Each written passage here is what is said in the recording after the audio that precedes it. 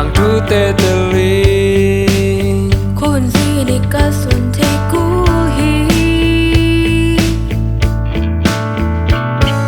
ki u ki ma kai nung zui siam ding ki sam ma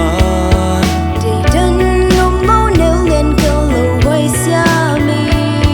bila siam na kiom san buồn là thơ cổ câu xoan lên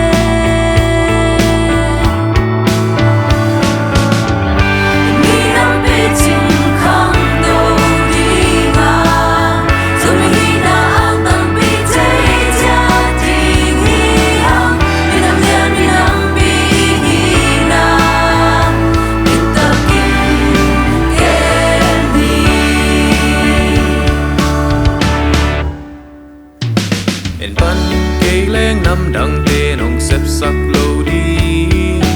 nếu bên bắt đang gan bên năng lệ cây mò quá khi mình đang bỏ em dọn đi sớm sớm mình năng lệ cây hồng kia sắm hi lòng lệ qua lúa xếp thay na chết ban ma bằng đi em biết na lệ xem na sang kia xem không đi ki ban na tên gom kho